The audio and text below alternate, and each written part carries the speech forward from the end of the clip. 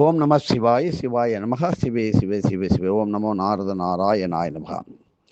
ஸ்ரீ அகஸ்தீஸ்வரர் திரு தவ மகிமை, அவருடைய தவ வலிமையினுடைய மகிமையை பல கோடி கிரந்த நாடுகளிலிருந்து உங்களுக்கு அவ்வப்பொழுது நமது குருவினுடைய அருளால் உங்களுக்கு அகஸ்திய விஜயம் என்கின்ற நூலினுடைய பல பகுதிகளை தொகுத்து எடுத்து உங்களுக்கு வழங்கி வருகிறோம் என்பதை மறந்து விடாதீர்கள்.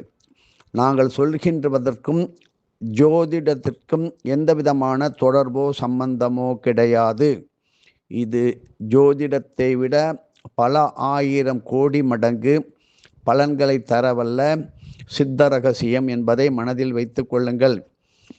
இப்படி அடுத்தாப்புல திருச்சி அருகே உள்ள மணப்பாறையிலே அமைந்து உள்ள ஸ்ரீ வடிவுடைய நாயகி சமேத ஸ்ரீ அகஸ்தீஸ்வரர் திருத்தலத்தை பற்றி நேற்று பார்த்தோம்.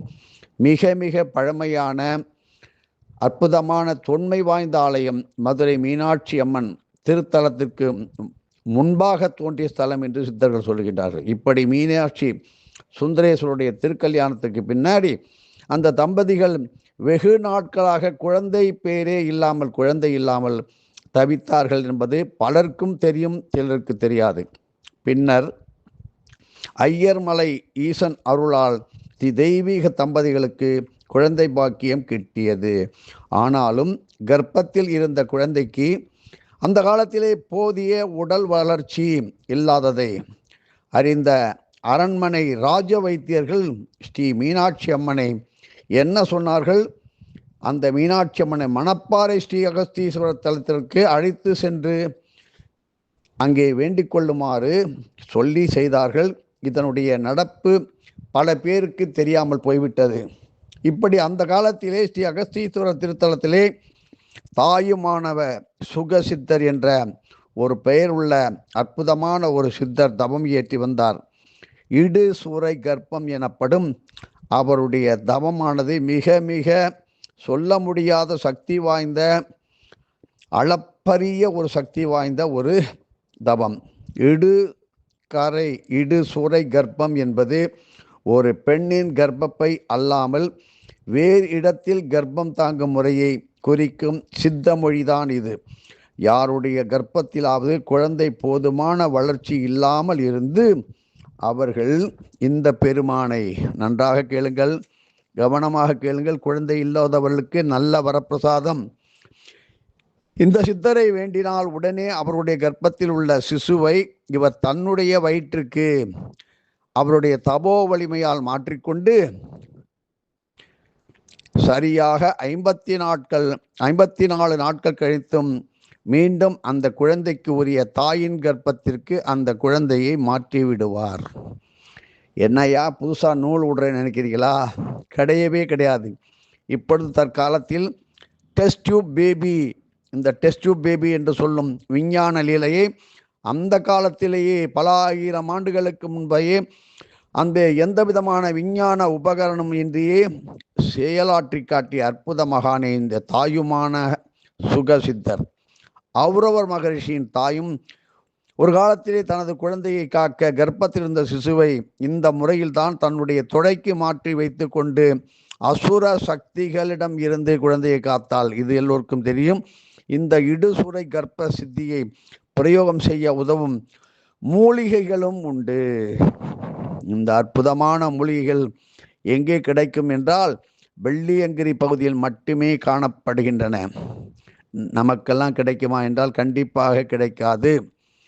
குள்ளக்கா மப்புக்கா என்ற மலைவாழ் இன மக்கள் மட்டுமே இந்த மூலிகைகளை அடையாளம் கண்டு கொள்ள முடியும் என்பதை நன்றாக தெரிந்து கொள்ளுங்கள். இதை வைத்து வியாபாரம் செய்து விடலாம், இதை வைத்து ஏதோ செய்து விடலாம் என்பதை மனதில் கனவில் கூட நினைக்காதீர்கள். பெரும் விளைவாக இருக்கும். இப்படி குள்ளக்கா மப்புக்கா என்ற மலைவாழ் இன மக்கள் மட்டுமே இந்த மூலிகைகளை அடையாளம் கண்டு கொள்ள முடியும். தாயுமான சுக சித்தரை தரிசிக்க வரும்பொழுது தங்களுடைய அன்பு காணிக்கையாக இப்படிப்பட்ட மூலிகைகளை அவ்வப்போது அவர்கள் இந்த குள்ளக்கா மப்புக்கா கொடுத்து வந்தாங்க. இதான் நடந்த கதை. அந்த மூலிகையிலிருந்து அஞ்சனா கூறு ரகசிய முறையிலே அஞ்சனம் செய்து ஒரு மை போல அதை உள்ளங்கையிலே தடவி இடுசுரை கர்ப்ப பிரயோகத்தை மேற்கொண்டார் இந்த தாயுமான சுகசித்தர். அவ்வாறு தாயுமான சுகசித்தரால் கர்ப்பம் தாங்கப்பட்ட குழந்தைகளுக்கு நல்ல விதமாக பிரசவம் நடந்ததோடு மட்டுமல்லாமல் அது வளரும் பருவத்தில் நல்ல இறை பக்தியுடனும் நல்ல குணங்களுடனும் சிறந்து விளங்கினார்கள். அப்படிப்பட்ட அற்புத மகானை ஸ்ரீ சுந்தர பெருமானும் ஸ்ரீ மீனாட்சி தேவியும் பாருங்கோ, இங்கே இறைவனே ஸ்ரீ சுந்தர பெருமானும் ஸ்ரீ மீனாட்சி தேவியும் வணங்கி அவர்களுக்கு உள்ள குறையை தெரிவிக்கவே சித்தபிரானும் அவர்கள் வேண்டுகோளை ஏற்று ஸ்ரீ மீனாட்சி தேவிக்காக 54 நாட்கள் கர்ப்பம் தாங்கி உக்கிர வழுதி பாண்டியன், நன்றாக தெரிந்து கொள்ளுங்கள், இந்த உக்கிர வழுதி பாண்டியன் பூவுலகிலே குழந்தையாக பிறப்பெடுக்க அற்புத இறை சேவை செய்த சித்தபிரான். இப்படி தாயுமான சித்தரின் திரு உருவ சிலையை இப்பொழுது நீங்கள் எங்கே பார்க்கலாம்? ஸ்ரீ அகஸ்தீஸ்வரர் ஆலய திருத்தூணில் இன்னைக்கும் இப்பொழுதும் தரிசித்து பயன்பெறலாம்.